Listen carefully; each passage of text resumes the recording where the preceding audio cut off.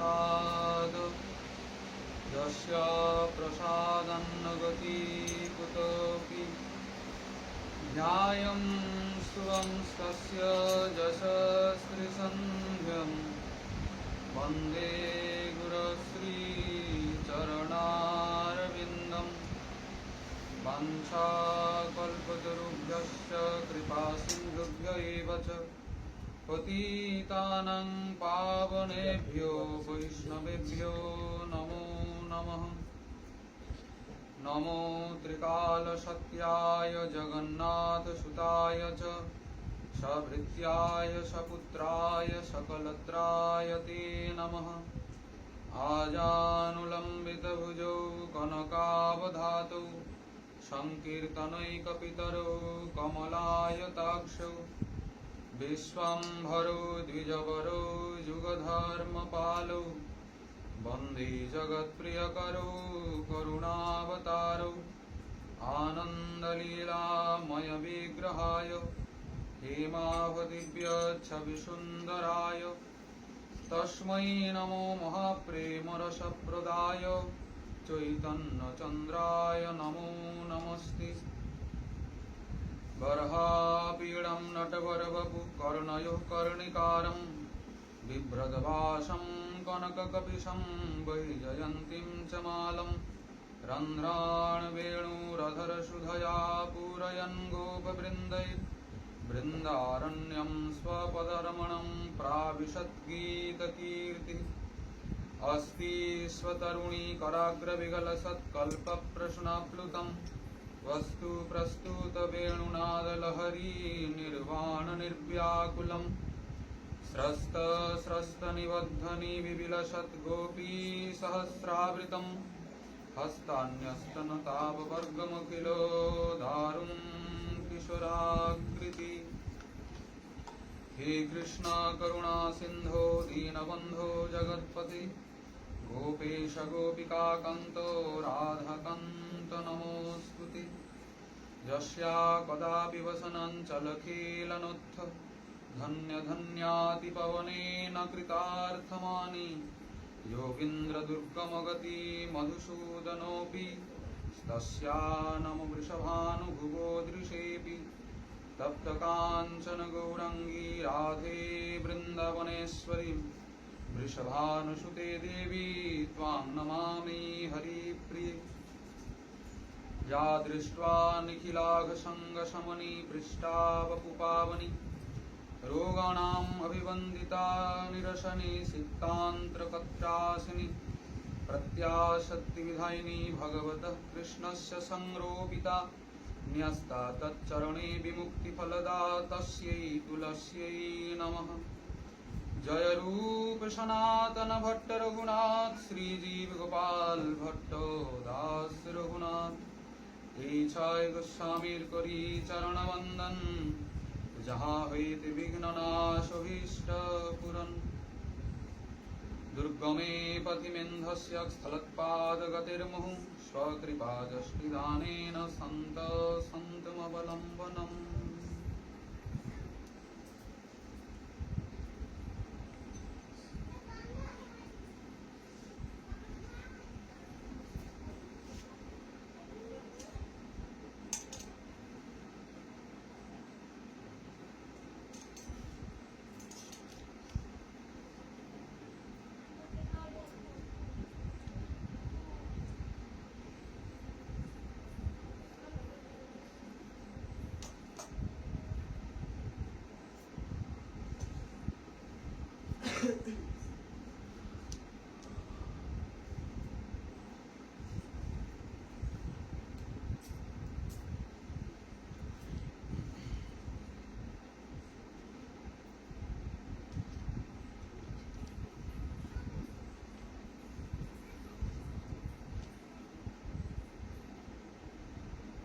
শ্রীকৃষ্ণ চৈতন্য দেব রতিমতি তারে সেব প্রেম কল্পতরু দাতা ব্রজরাজ নন্দন রাধিকার প্রাণধন অপরূপ। এই সব কথা কলি পাবনাবতার পরতত্ত্ব সীমা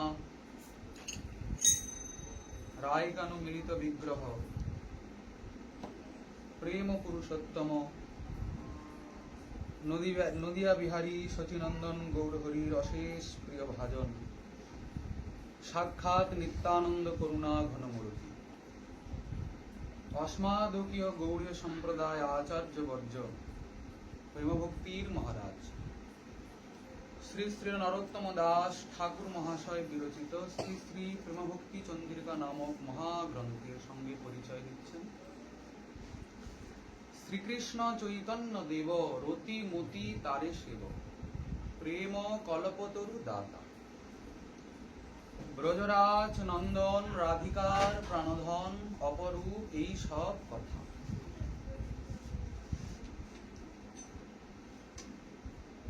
এই ত্রিপদীর আলোচনার পূর্বে সমাবেত সমস্ত ভক্তমণ্ডলীর যুগল চরণারবিন্দ অনুপাত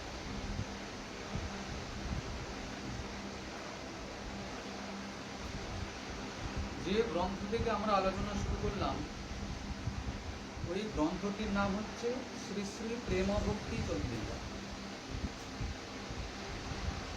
আমরা আপনাদের প্রথমেই জিজ্ঞাসা করলাম যে আপনারা কোন সম্প্রদায় আশ্রিত। আপনারা বললেন আমরা গৌড়ীয় সম্প্রদায়। আমরা শুনে প্রসন্ন হলাম, কিন্তু আপনারা যখন বললেন আমাদের গীতা আর ভাগবত, এরপরে আমরা কোনো গোস্বামী গ্রন্থ আদি বুঝি না জানি, আমাদের প্রাণে অত্যন্ত ব্যথা লেগেছে। গৌড়ীয় সম্প্রদায়, তার কি মহিমা, তার কি গরিমা, তার কি ভজনের প্রণালী, উপযুক্ত সাধু গুরু বৈষ্ণবের আশ্রয়ে এইগুলোকে বুঝতে হবে। তাহলে 20 বছর কেন, যদি 20 কোটি জন্ম চলে যান, আশ্রয় হয়েছে উত্তম সম্প্রদায়, কিন্তু কিছুই উপলব্ধি হলো। আমাদের শ্রীল কবিরাজ গোস্বামীপাদ বলছেন, বহু জন্ম করে যদি শ্রবণ কীর্তন, তথাপি না পায় কৃষ্ণ পদে প্রেম। সর্বপ্রথম তো এইসব বহু দূরের কথা, মানব দেহ আমরা কেন পেয়েছি এটা উপলব্ধি বিষয়। সবার মুখস্থ আছে, সবাই বলে কৃষ্ণ ভজিবার করে সংসারে আইন।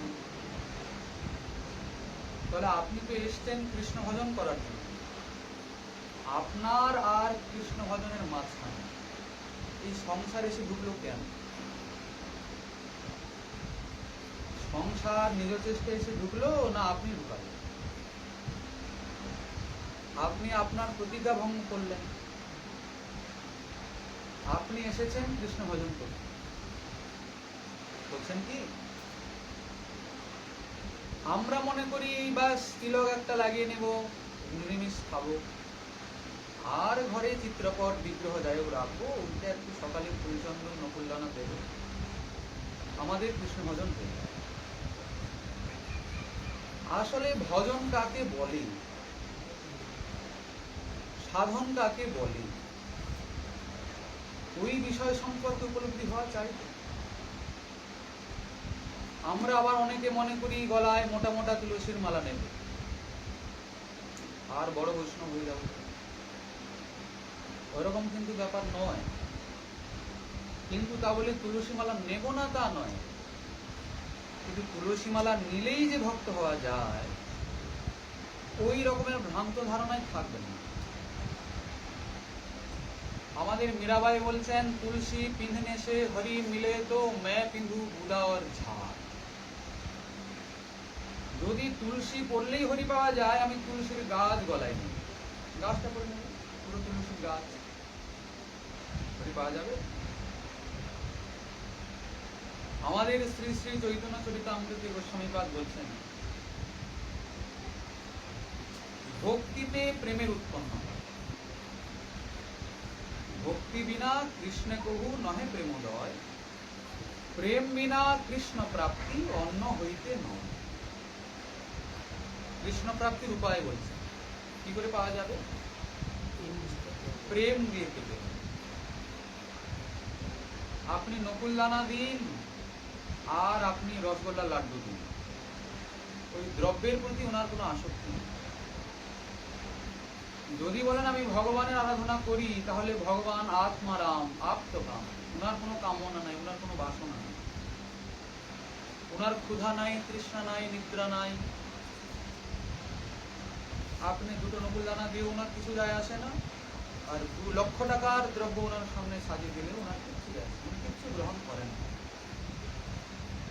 বলে আমাদের সব ব্যর্থ হলো, হতেই পারে।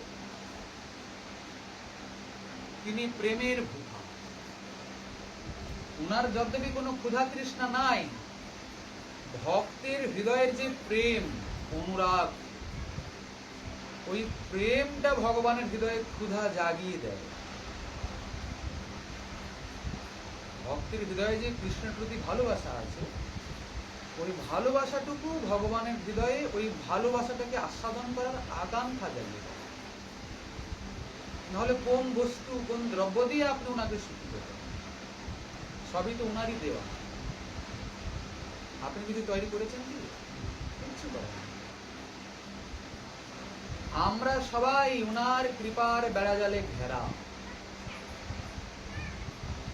আমাদের জীবন মরণ, শরীর, সংসার সব কিছু ওনার কৃপা জালে ঘেরা।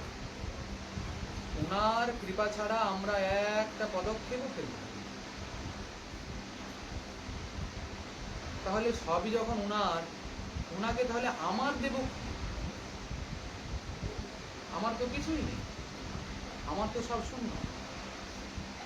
যদি বলেন আমার প্রেম তাকে দেব, ভক্তি তাকে দেব, ভক্তিও আপনার নয়।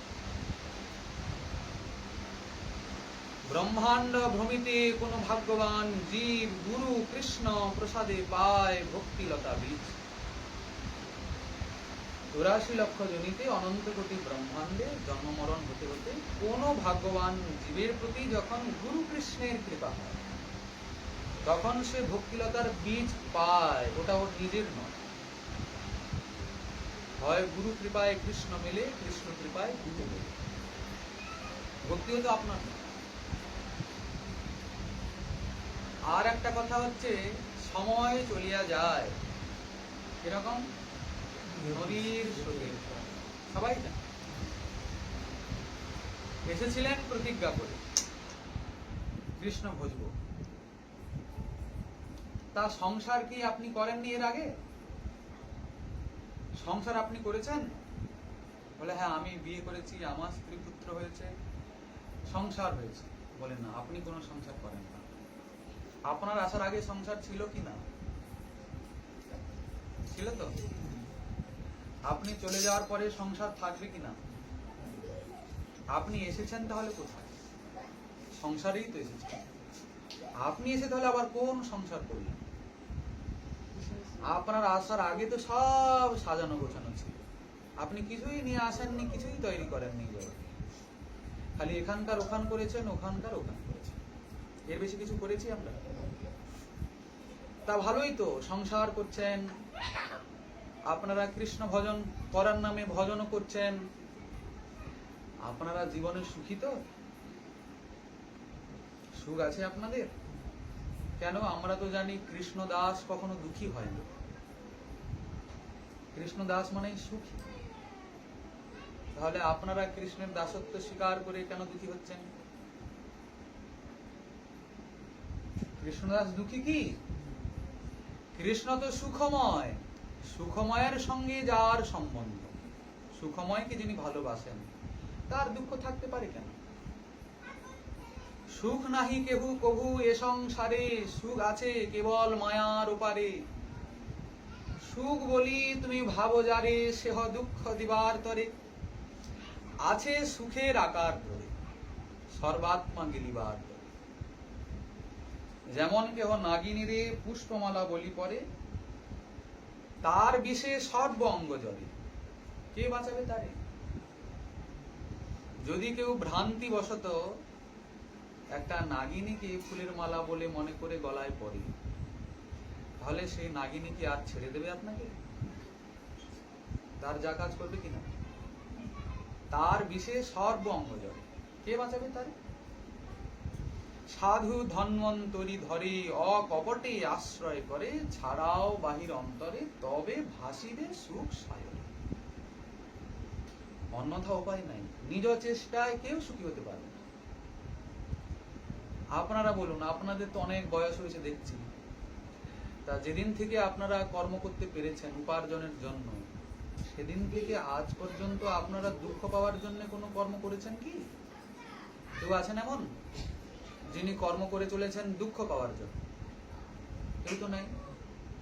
সারা জগৎ ঘুরে আসুন, কেউ বলবেন আমি দুঃখ পাওয়ার জন্য কর্ম করছি। সবাই সুখের জন্য, কিন্তু সবাই বলছে আমি সুখ পেলাম না। এটা কি কথা? সুখ পাওয়ার জন্য আমি কর্ম করছি, কিন্তু সুখ আজ পর্যন্ত দেখলাম না, দুঃখই পেলাম। তাহলে আমার ব্যাপারটা হচ্ছে কি? তাহলে আমার দ্বারা হচ্ছে কি? আমি করছি কি? একটু ভাবনা চিন্তার প্রয়োজন আছে তো, চিন্তা করতে হবে তো। সংসার খুব করুন, সংসারে এসছেন, করতে তো হবে। তা বলে নিজের জন্য তো ভাবতে হবে। নিজের ভিতরে যে একজন আছেন, এই শরীরের ভিতরে যে একজন আছেন, যিনি প্রকৃত আপনি, আপনার নিজের জন্য আপনি ভাববেন না? ওটা ভাবার তো আপনার নিজস্ব অধিকার। আপনারা যখন বলেন আমরা গৌড়ীয় সম্প্রদায়, আমরা খুব আনন্দ পেলাম, আমরা ভাবলাম আমাদের সম্প্রদায়ের যে মূল বিষয়, যে মূল বক্তব্য, তা নিয়ে আলোচনা হোক। আপনাদের যখন সেবার পরিপাটি লক্ষ্য করলাম, আপনাদের আচার আচরণ কথাবার্তা শুনলাম, আমরা কোন রাজ্যে হারিয়ে গেলাম? আমরা যে কথা আলোচনা করছি ওই কথা অতি সাধারণের ক্ষেত্রে, যাদের কৃষ্ণে কোনো মতি হয়নি, যাদের ভজন পথে কোনো অনুরাগ জাগেনি, তাদেরকে কৃষ্ণমতি করানোর জন্য, এই পথে একটু নিয়ে আসার জন্যই সাধারণ আলোচনা। কিন্তু আপনাদের ক্ষেত্রে এই আলোচনা নয়। আপনাদের এই সাধারণের থেকে অনেক ঊর্ধ্বে পৌঁছে গেছে। তাহলে আপনি সাধারণ আলোচনা শুরু করলেন কেন? গৌড়ীয় বৈষ্ণব এটা জানি, গৌড়ীয় বৈষ্ণবের মূল ভজন পদ্ধতি কি, এই সম্প্রদায়ের আরাধ্য তত্ত্ব কে, এটা আমরা উপলব্ধি করেছি কি? আপনাদের ঠাকুরের ঘরে নিতাই গৌরের চিত্রপট বিগ্রহ আছেন কি? গোস্বামী বর্গের চিত্র আছেন কি? আমাদের সম্প্রদায়ে যারা মূলাচার্য, তাদের কিছু অনুসন্ধান আপনাদের আছে? কোন পরিবার? নিত্যানন্দ পরিবার। এখন যেখানেই শুনি সবাই বলে নিত্যানন্দ পরিবার, কিন্তু যে তিলক সেবা আপনারা করেছেন ওটা নিত্যানন্দ পরিবারের তিলক সেবা নয়। যে যার পরিবারের ভেদে যে যার তিলক আলাদা রয়েছে, যার যে সম্প্রদায় সেই সম্প্রদায়ের তিলক আলাদা। আপনারা যে আসলে কোন তিলক করেছেন আমি বুঝতেই পারছি না। এটা নিত্যানন্দ পরিবারের তিলক, না গদাধর পরিবারের তিলক, না অদ্বৈত পরিবারের তিলক? নিত্যানন্দ তো আদৌ নয়। এই দেখে বোঝা যাচ্ছে যে উপযুক্ত সৎগুরু, সৎ শিক্ষাগুরু এখনো মেলেনি কৃষ্ণ কৃপায়। আপনারা মনে কষ্ট পাবেন না, সত্য কথা হজম করতে একটু কষ্ট হয়, কিন্তু সত্য যদি একটু স্বীকার করার চেষ্টা করেন, মানার চেষ্টা করেন, বোঝার চেষ্টা করেন, তেতে ওষুধ খেতে ভালো লাগে কি? তেতে ওষুধ তো ভালো লাগেই না। কিন্তু যদি চোখ বুঝে একদম ওই ওষুধটা খেয়ে নেওয়া যায়, তাহলে খুব সহজে রোগটা সারে। ঠিক কিনা? ভালো কথা। তবুও যে আপনারা এই পথে এসেছেন, এটা তো উত্তম কথা। কিন্তু আমরা বলছি এসেছেন, কর্ম একই করছেন, কিন্তু সেই যে কর্মের দ্বারা যে ফল পাওয়া যায় ওই ফল থেকে কেন বঞ্চিত আছেন? 5 টাকা দিয়ে আপনি একটা জিনিস কিনলেন এই কাছের দোকান, ও ওজনে কম দিল, দামটা নিল কত? 5 টাকা। আপনি বলেন আমার এত কি দরকার মাথা ফাটানোর, এত দূরে যাব কেন, ঘরের কাছেই যখন পাচ্ছি খুব উত্তম। ওই 5 টাকা যদি একটু দূরে যেতেন, ওই 5 টাকাতে ওজনে অনেক বেশি জিনিস পেতেন। কি সাধনাটা করতে হবে আপনাকে? একটু দূরে যেতে হবে, ওই একটু কষ্ট। ওতে কি হবে? ওই একই সাধনার দ্বারা আপনি উত্তম বস্তুটা পাবেন। খালি আপনি কষ্ট করবেন না বলে, ঘরে বসেই পাবেন বলে আর পয়সা খরচা করলেন, কিন্তু পেলেন একদম নিকৃষ্ট। এখানে ঠিক একই ব্যাপার। ওই মালা জপ, ওই একাদশী ব্রত, ওই ঠাকুর সেবা, ওই সব ভজন সাধন আদি করে যদি একটু অনুসন্ধান থাকে, এর পরে কি কিছু আছে? না, আমরা যেটা করছি এখানেই ফুল স্টপ। না, এর পরেও কিছু আছে। আপনারা বললেন গীতা ভাগবত। গীতা ভাগবত আপনারা বোঝেন তো?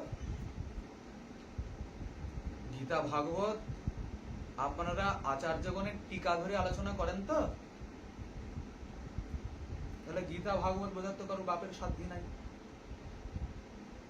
যদি আপনি বলেন আমি গ্রন্থ ধরে বসে যাব আর শ্লোক পড়বো, তার মানেটা বলবো, দিয়ে এদিক ওদিক করে ঘুরিয়ে ফিরিয়ে একটা বক্তব্য বক করে দেবো, 2 ঘন্টা ভাগবত পাঠ হয়ে গেল, তাহলে তো হবে না, আমরা তো শুনবো না। শ্রীমদ্ ভাগবত বলছেন নিগম কল্পতরুর গলিতম ফলম। কি বলছেন?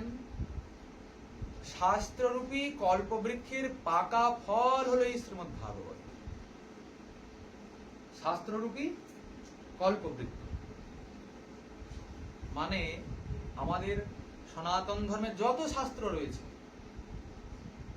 কত শাস্ত্র আছে তা জানেন তো? বেদ কয় প্রকারের? বেদ কয়টি আছে আমাদের? উপনিষদ কয়টি আছে? এই তো কাজ শেষ। যদি আপনি 100 বছর করে 100 জন্ম নেন, সনাতন ধর্মের এত শাস্ত্রকে পড়ে শেষ করতে পারেন। বেদব্যাস বলছেন এই নিখিল শাস্ত্ররূপী কল্পবৃক্ষের সার। বৃক্ষের সার কি? ফল। বলছেন তেমনি ধরুন এই শাস্ত্ররূপী বৃক্ষ, শাস্ত্ররূপী বৃক্ষের পাকা ফল হলো এই শ্রীমদ্ ভাগবত শাস্ত্র। আচ্ছা, মাখন খেয়েছেন আপনারা? কিরকম লাগে খেতে? খুব ভালো লাগে, মিষ্টি লাগে না, খুব টক টক লাগে, ওর সঙ্গে মিশ্রি দিয়ে খেতে হয়। মাখন মিস্ত্রি বলে জন্য খুব মোলায়েম, কি নরম তুলতুলে, খুব সুন্দর। তো মাখন তো খেলেন, এক নিমেষেই খাওয়া হয়ে গেল, একেবারে গিলেই ফেললেন, মুখের মধ্যে গিয়ে মিলিয়ে গেল। কিন্তু যদি বলা যায় ওই মাখনটা উৎপত্তি হলো কিভাবে, তাহলে আপনারা কি বলবেন? আপনারা বলবেন আগে যে গোমাতার বৎস আছে এমন গোমাতা চাই, সেই তো দুধ দেবে। তাকে বেশি করে ঘাস খাওয়াতে হবে, ঘাস খেলে দুধ দেবে, দুধকে গরম করতে হবে, তারপর দই বসাতে হবে, দই জমা হলে সেই দইকে এবার মন্থন করতে হবে। মন্থন করা তো কি কষ্ট আপনারা নিশ্চয়ই জানেন, করেছেন আপনারা কোনোদিন? তা এত কষ্ট করে দধিকে মন্থন করলে তারপরে গিয়ে এত দধি যদি মন্থন করেন, এতটুকুনি মাখন বেরিয়ে আসে, সার। মাখনটা তো এতগুলো দধি মন্থনের সার বেরোয়। কিন্তু ওই মাখনটা খেয়ে নিতে বেশি সময় লাগলো না, কিন্তু ওই মাখনটা তৈরি করতে জানতে হলে এত লম্বা প্রসেসটা আমাদেরকে আগে জানতে হবে, কত চক্কর কেটে তারপরে মাখন তৈরি, ঠিক না? যদি বলি শ্রীমদ্ ভাগবত হলো সর্বশাস্ত্রের সার, তাহলে শ্রীমদ্ ভাগবতের একটা শব্দকে বুঝতে হলে অনেক শাস্ত্র ঘাঁটতে হবে। তবে গিয়ে একটা শব্দ কেন যোজনা করা হলো, এই জায়গায় এই শব্দ কেন প্রয়োগ হলো, তাহলে বুঝতে পারবেন নাকি? না গো, আমি বিএ পাস করেছি, খুব পড়তে পারি। বিএ পাস কেন, কত পাস আছে করে আসুন না, তাহলেও বোঝা যাবে না। তাহলে কি করে বোঝা যায়? আমাদের স্বরূপ দামোদর গোস্বামী পাদ বলছেন, যাহ ভাগবত পড় বৈষ্ণব স্থানে, একান্ত আশ্রয় কর চৈতন্য চরণে। কোথায় ভাগবত পড়বে? না না, বৈষ্ণবের কাছে। আশ্রয় কার চরণে নেবে? চৈতন্য চন্দ্রের চরণে। এই আবার একটা নতুন রহস্যের কথা বললেন। ভাগবত পড়বো শুনবো, চৈতন্য চন্দ্র মাঝখানে ঢুকলো কেন? চৈতন্যের ভক্তগণে নিত্য কর সঙ্গ, তবে তো জানিবে সিদ্ধান্ত সমুদ্র তরঙ্গ। কার সঙ্গ করবেন? চৈতন্যের ভক্তের সঙ্গ করবেন, তবে গিয়ে ভাগবতের যে সিদ্ধান্ত, রস, দর্শন, ভাব উপলব্ধি। আমাদের ঠাকুর মহাশয় এখানে বলছেন, শ্রীকৃষ্ণ চৈতন্য দেব রতি মতি তারে সেব। কি করবেন? রতি মতি যা কিছু আছে সব শ্রীকৃষ্ণ চৈতন্য চন্দ্রের চরণে সমর্পণ করবেন। আপনারা বলবেন এই ভাগবত শুনবো, ভাগবত পাঠ করবো, এই চৈতন্য টৈতন্য কেন মাঝখানে টানাটানি করলাম? রহস্য আছে তো, এগুলো বোঝার দরকার কি না? নাহলে ওই যে বললাম 20 কোটি জন্ম ধরে করলেও হবে না। শ্রীমদ্ ভাগবতের প্রতিপাদ্য বিষয় কি? শ্রীমদ্ ভাগবতে কাকে বোঝানো হয়েছে? আরাধ্য তত্ত্বরূপে কাকে স্বীকার করা হয়েছে শ্রীমদ্ ভাগবতে? শ্রীমদ্ ভাগবতে কত অবতারের বর্ণনা আছে? বলছেন 24 অবতারের বর্ণনা আছে। তাহলে কি আমরা 24 অবতারেরই বর্ণনা করব, ভজন করব? বলছেন না, তাহলে কি রকম হবে? যে কোনো একটাতে আগে নিষ্ঠা হোক। আমাদের একটাতে হয় না আর 24? ওরে বাপ, তা সেই একজন আবার কে? আমাদের তো সবাইকেই ভালো লাগে, ভালো লাগে না? ওই যে লোকে বলে ঘুমানোর সময় কোন ঠাকুরকে স্মরণ করতে হয়? পদ্মনাভ। ভোজনের সময় কে? জনার্দন। গমনের সময় বামন। আচ্ছা, এরকম সব আছে। তাহলে বামন দেবের স্মরণ করলে আর হাঁটতে চলতে গিয়ে কোনো বিপদ ঘটবে না। ঘুমানোর সময় যদি আপনি কাকে স্মরণ করবেন? পদ্মনাভকে যদি স্মরণ করেন, তাহলে ঘুমটা খুব ভালোই হবে, দুঃস্বপ্ন দেখবেন না, ভূত প্রেত এসে আপনাকে ভর করবে না, নাকি? ভোজনের সময় যদি আপনি জনার্দনকে স্মরণ করেন, তাহলে আপনার ভোজনটা খুব ভালো হবে, শরীরে পুষ্টি হবে, হবে তো? তাহলে এত পদে পদে এত লোকে ডাকতে গিয়ে আর আমার তো সব নিষ্ঠা ভঙ্গ হলো নাকি? তাহলে কি সবার ভজন সারাদিন রাত সবসময় করবো? এ বিষয়ে অনেক বক্তব্য, আমরা সরাসরি এখন ওই সব আলোচনায় যাচ্ছি না, কিন্তু বুঝতে অসুবিধা হতে পারে। যাতে সহজ বোধগম্য হয় সেই চেষ্টা আমরা করছি। 24 অবতার তো আছেন, কিন্তু ভাগবত কি বললেন? কাকে আরাধনা করতে হবে বললেন? এই 24-এর মধ্যে স্বয়ং ভগবান কে? হ্যাঁ, শ্রীকৃষ্ণ স্বয়ং ভগবান। প্রমাণ করা যাবে তো? 24 অবতারের বর্ণনা করলেন শ্রী সুত মুনি। তারপরে বলছেন, এতে চাংশ কলা পুংস কৃষ্ণস্তু ভগবান স্বয়ং ইন্দ্রারি ব্যাকুলম লোকং মৃঢ়য়ন্তি যুগে। স্বয়ং ভগবানকে শ্রীকৃষ্ণ। কোন শ্রীকৃষ্ণ? শ্রীকৃষ্ণ আবার কোন শ্রীকৃষ্ণ? আবার কি কথা? শ্রীকৃষ্ণ তো শ্রীকৃষ্ণই, কিন্তু আমাদের আচার্য পাত্র তা বলেন না। শ্রীমদ রূপ গোস্বামী 3 জন কৃষ্ণ আবিষ্কার করেছেন। আবিষ্কার মানে কি? হয়েইছে 3 জন। 3 জন কৃষ্ণ হয়ে গেল, আর আমরা ভাগবত পড়েও জানতে পারলাম না। একজন ব্রজেন্দ্র নন্দন ব্রজের কৃষ্ণ, একজন মথুরার, আর একজন দ্বারকার। বলে এই তো কৃষ্ণ, সেই তো ব্রজে এসেছিল, ব্রজের থেকে মথুরায় গেল, মথুরার থেকে দ্বারকায় গেল, তিনজন আবার কোথায় গেল? হ্যাঁ, এটা সাধারণ দৃষ্টিভঙ্গিতে সরাসরি ভাগবত পড়তে গেলে এই উপলব্ধি হবে। এই কংসের কারাগারে দেবকীর গর্ভে শ্রীকৃষ্ণের আবির্ভাব হলো, বসুদেব ওনাকে রেখে এলেন নন্দালয়ে, ওখানে কিছুদিন থাকলেন, তারপরে আবার কংস নিধনের জন্য চলে এলেন মথুরাতে, এখানে কিছুদিন থাকলেন, পড়াশোনা করলেন শান্তিপুনি মনির ওখানে উজ্জয়িনীতে গিয়ে। পরবর্তীকালে জরাসন্ধ আক্রমণ করলো, 17 বার যুদ্ধে হারালেন, 18 বারের বেলা নিজে পলায়ন করলেন। গুজরাটে ওখানে সমুদ্র গর্ভে বিশাল বড় সমৃদ্ধ নগরী স্থাপন করলেন, তার নামটি হলো দ্বারকা নগরী। এই তো কৃষ্ণ। আপনি আবার কোন তিন কৃষ্ণের কথা বলেন?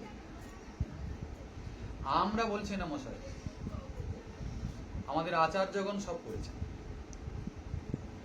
তা যদি বলেন তিন কৃষ্ণ, তিনের মধ্যে কার ভজন করব? আপনাদের শ্রী গুরুদেব কার ভজন দিয়েছেন আপনাকে?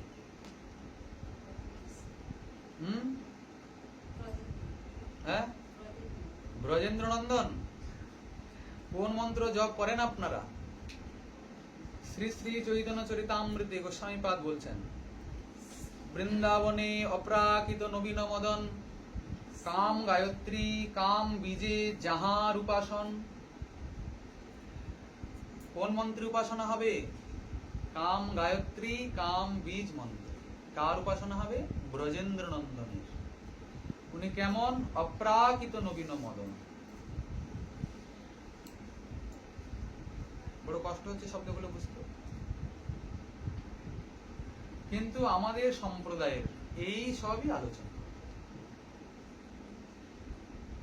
আমাদের সম্প্রদায়ের যারা আচার্য, আমাদের সম্প্রদায়ের যারা পথপ্রদর্শক, তাদের আনুগত্যেই আমাদের থাকবে। তারা কারা? আমাদের সম্প্রদায়ের আচার্য কারা? গোস্বামীগণ। কোন গোস্বামী? অষ্ট গোস্বামী। কত গোস্বামী? ষড় গোস্বামী। আমাদের ষড় গোস্বামী নয়, আমাদের অষ্ট গোস্বামী। তারা কারা? জয়রূপ সনাতন ভট্ট রঘুনাথ, শ্রীজীব গোপাল ভট্ট, দাস রঘুনাথ। বলি তো আমরা, সবার মুখস্থ আছে, আরো দুজন আছে।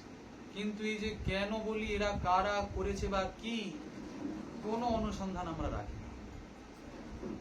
আছে আমাদের অনুসন্ধান? আমাদের শাস্ত্র বললেন, মহাজন যেন গতহস পন্থা। মহাজনগণ যে পথ প্রদর্শন করে গেছেন, আমাদের সেই পদাঙ্ক অনুসরণ করতে হবে। তাহলে হরিভজন কি জিনিস আমরা কি বা বুঝি, কি বা জানি? ঠাকুর কেমন প্রসন্ন হন জানি কি আমরা? আমাদের পূর্বাচার্যগণ, পূর্ব মহাজনগণ, তারা সেভাবে ভজন করে এই ভজনের পথে কি কি বাধা বিপত্তি আসতে পারে সেগুলোকে উপলব্ধি করে তাদের লেখনীর মাধ্যমে সবকে বিস্তার করে গেছে। লেখনী মানে আবার কি আলাদা লিখেছেন? বলেন না, যে ভাগবত আপনারা পড়েন ওই ভাগবতেরই বিস্তার করেছে।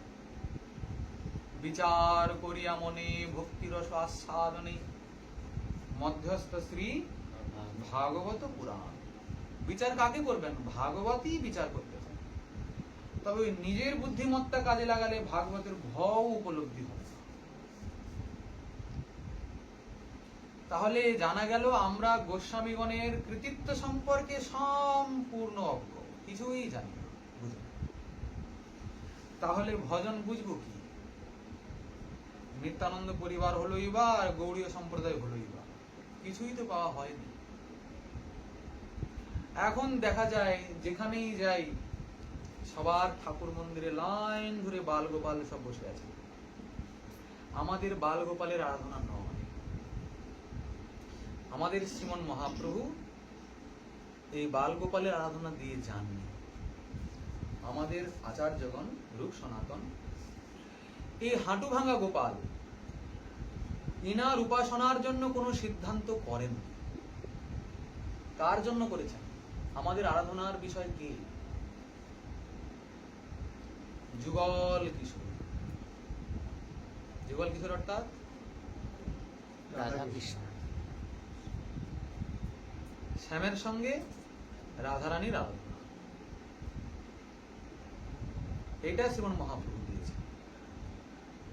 এনার আরাধনা হবে কিসে? কাম গায়ত্রী, কাম বীজ মন্ত্রে। আমাদের সারা দুনিয়ার ভজন সাধন নয়, খুব ছোট্ট ভজন সাধন। নিতাই গৌর রাধে শ্যাম, নিতাই গৌর রাধে শ্যাম। এই নিতাই গৌর রাধে শ্যাম, এই চারটি গণ্ডির মধ্যে আমরা আবদ্ধ। এর বাইরে আমরা কিছু দেখবো না, কিছু শুনবো না, কিছু বলবো না, কিছু বুঝবো না। বলে এতটুকু নেই ছোট্ট ভজন, বাস এই আর কি, চুটকি বাজালেই তো হয়ে যায়। তাহলে চুটকি বাজিয়ে দেখুন, হয়ে যায় নাকি? শ্রীমৎ জীব গোস্বামী পাদ বলছেন, ভজন তো করবে পরই, আগে ভজনটা বোঝো দেখি।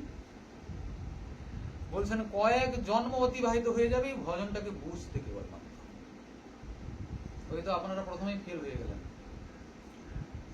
আমরা তো পারি না, আমাদের সংসার, বাস সব কাজ শেষ। তাহলে আর কি ভজন করেন? সবই তো লোক যাচ্ছে, কি সব তো ফাঁকা হয়ে গেল। কৃষ্ণ চরণে যদি হয় অনুরাগ, কৃষ্ণ বিনু অন্যত্র তার নাহি রহে রাগ।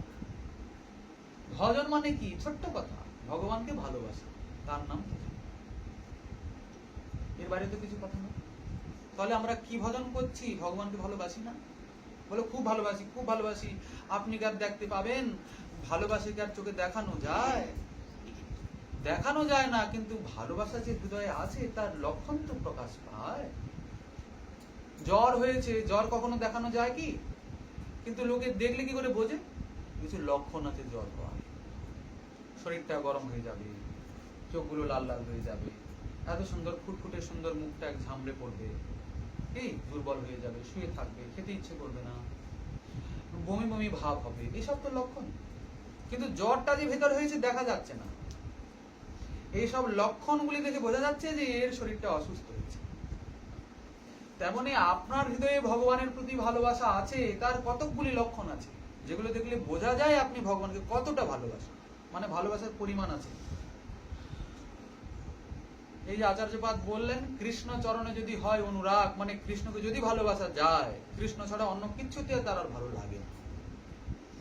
কিন্তু কই, আমরা নকুল দানা দিচ্ছি, ফুল দিচ্ছি, ছেঁড়া মেড়া তুলসী দিচ্ছি, কিন্তু সংসার ভালো লাগছে। আচ্ছা, ভালো লাগে যদি কোনো মেয়ে কোনো ছেলেকে ভালোবাসে, যতক্ষণ পর্যন্ত না তাকে পাচ্ছে ততক্ষণ ওর ভিতরে চিন্তায় চলে কি? ছেলের চিন্তায় মেয়েটা চলে, মেয়ের চিন্তায় ছেলেটাই তো চলে। ওর হাব ভাব, কথাবার্তা, ও কি বলেছে, ও কেমন করে হেসেছে, কেমন করে কথা বলেছে, কেমন করে হেঁটেছে, এইসবই তো মনে ঘোরে। যারা যারা এখানে প্রেম সব করেছেন তারা হয়তো জানে। আমরা এসব উপলব্ধির কথা বলছি। আমরা ওইসব প্রেম প্রেম করি না, ও আমাদের কপালে ধরে। আমরা এই কথা বলছি এই জন্য, আমাদের শ্রীমতী রাধারানীর যে পূর্বরাগ, শ্যামের পূর্বরাগ, আমাদের মহাজনগণ যে প্রকারের বর্ণনা করেছেন, সেই সব জায়গা থেকে উপলব্ধি হয় যে কারুর প্রতি কারুর অনুরাগ হয়ে গেলে কি কি ঘটতে পারে, কি কি ঘটে। আমরা যখন বাস্তবিকের সঙ্গে সেগুলোকে একটু মেলানোর চেষ্টা করি, কিছুটা সাম্য আছে। মানে কি, ভিতরের দিনরাত চিন্তা চলবে তারই। তা আমরাও তো কৃষ্ণকে খুব ভালোবাসি, তার 24 ঘন্টার মধ্যে ক ঘন্টা কৃষ্ণ মনে পড়ে? বলে দেখুন, এই কথা বলে লজ্জা দেবেন না, আমাদের 24 ঘন্টার মধ্যে কেবল কৃষ্ণই মনে পড়েন না, বাকি সব মনে পড়ে। বলে আপনি জানলেন কি করে? আমিও তো এই রোগের রোগী।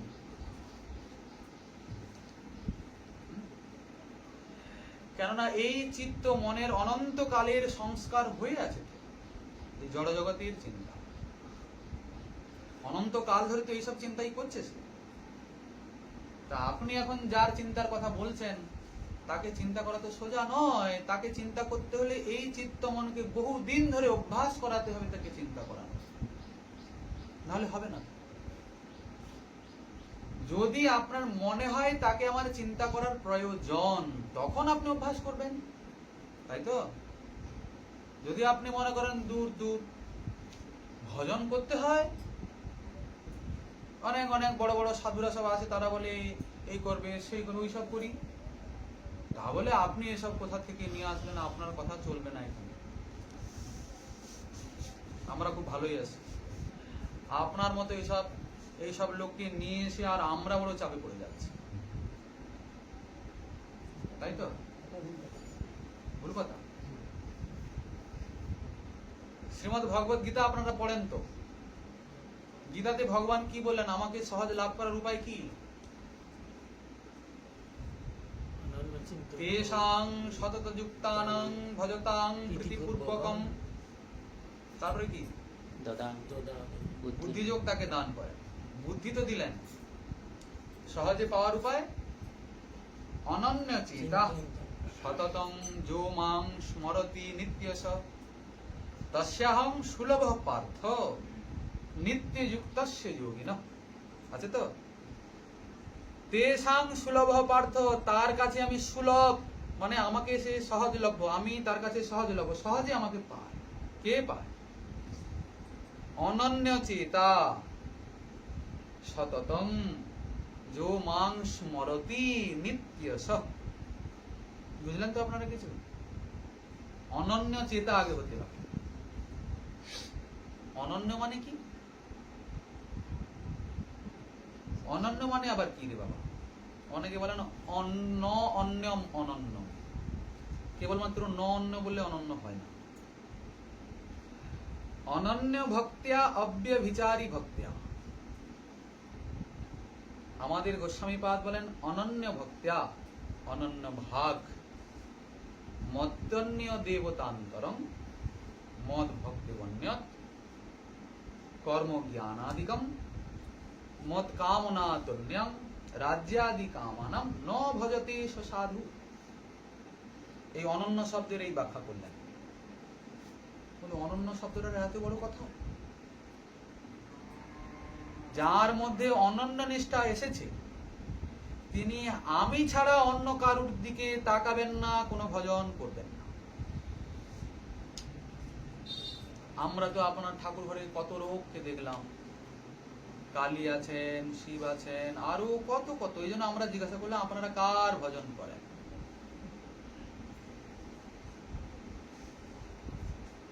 এটাকে কি বলে?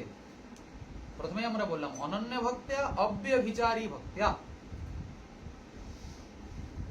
আমাদের ভজনটা ব্যভিচারী হবে না, পতিব্রতা স্ত্রীলোকের ভজন আমাদের। পতিব্রতা মানে যিনি নিজ পতিতে নিষ্ঠ।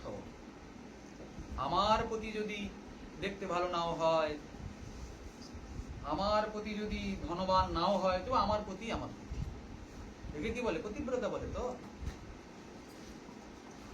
অনন্য মানে প্রথমে এইটা বলে না। আমরা গীতাতে পড়েছি, গীতাতে শ্রীকৃষ্ণ বলছেন, বলে যদি কেউ অন্যান্য দেবতারও আরাধনা করে, তাহলে আসলে আমার আরাধনাই করা হচ্ছে।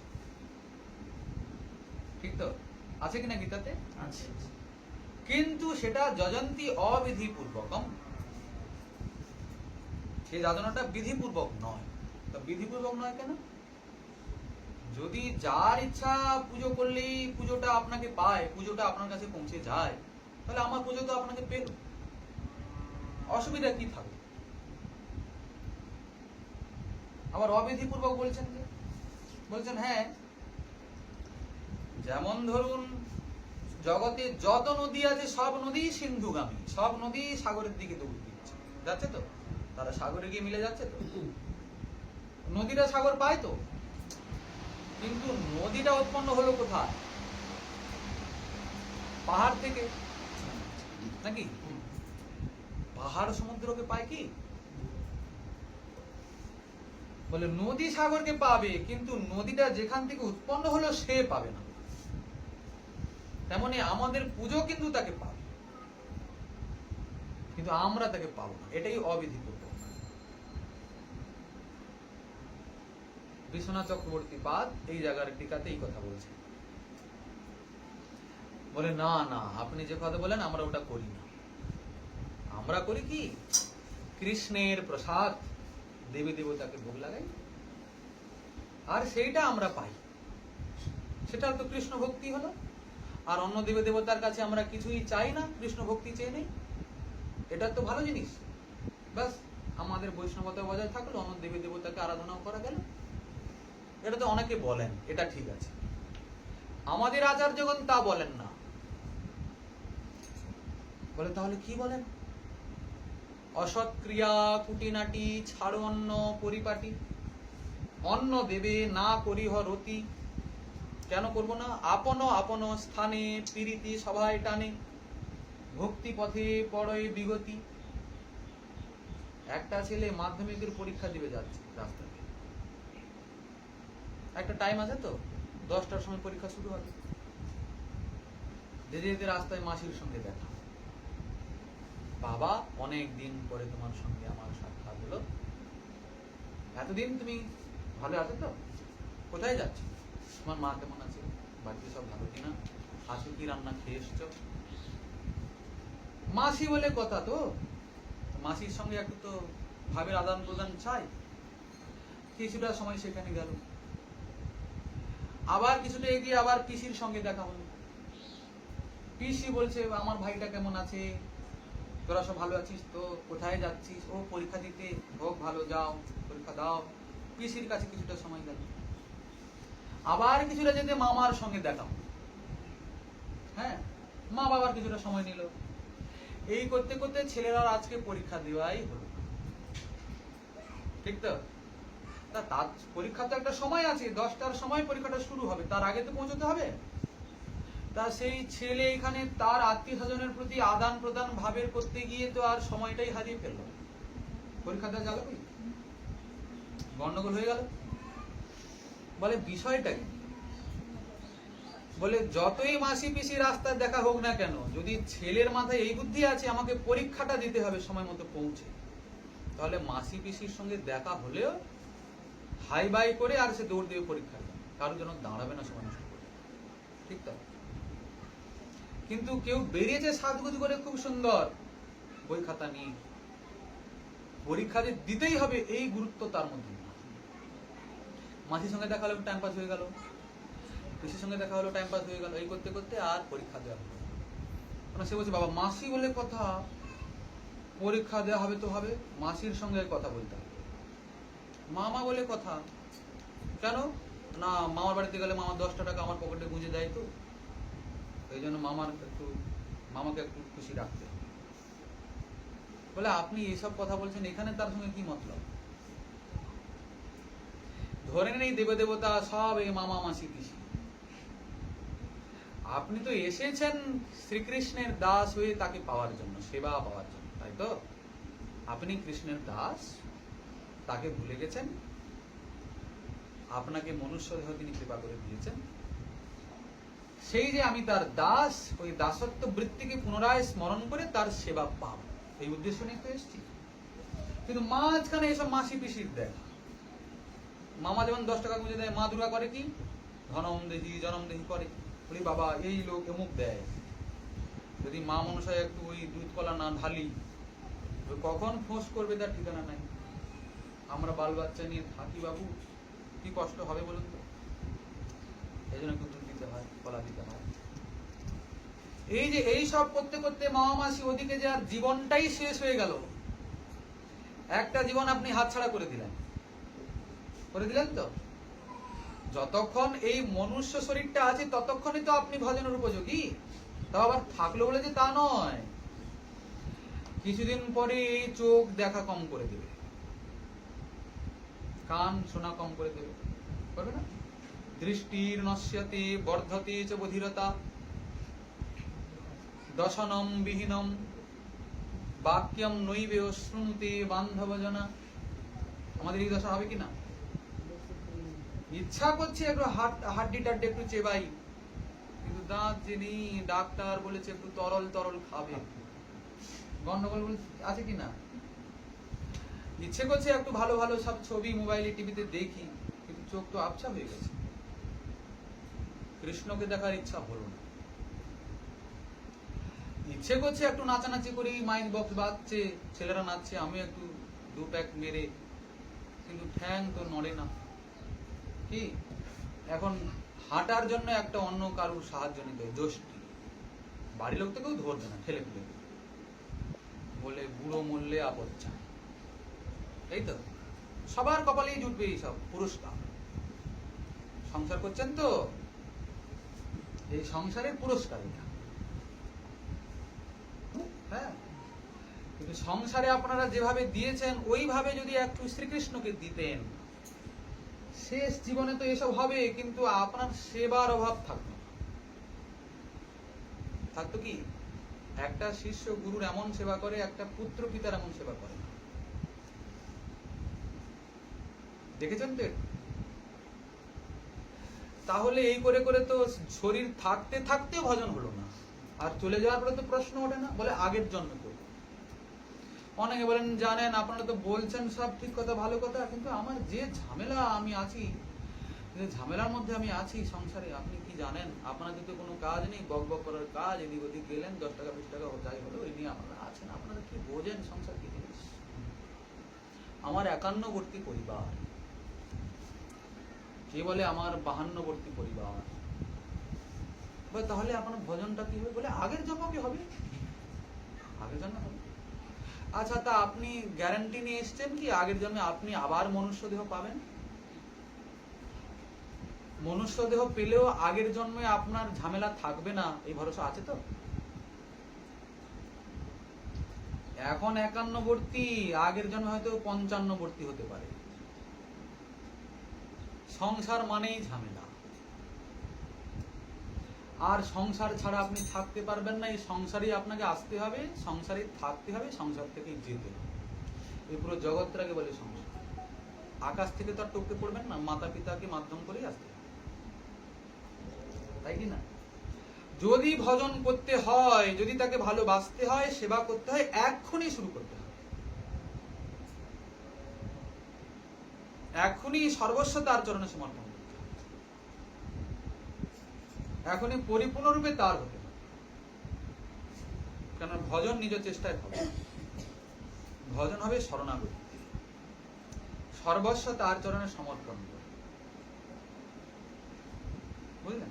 আমাদের মহাজন খুব সুন্দর সুন্দর সব পদাবলী করেছেন। আমাদের গোস্বামীগণের শাস্ত্র আদি অতীব কঠিন কঠিন কঠিন সংস্কৃত শ্লোকের বেড়াজালে তারা ঘিরে রেখেছেন। এই জন্য মহাজনগণ করেছেন কি, সেই সংস্কৃত শ্লোকের শাস্ত্রগুলিকে সহজ সরল বাংলা ভাষায় অনুবাদ করে দিয়েছেন। মহাজন গাইছেন, সর্বস্ব তোমার চরণে সুপিয়া করেছি তোমার গায়ে। আপনারা সবাই মিলে গান।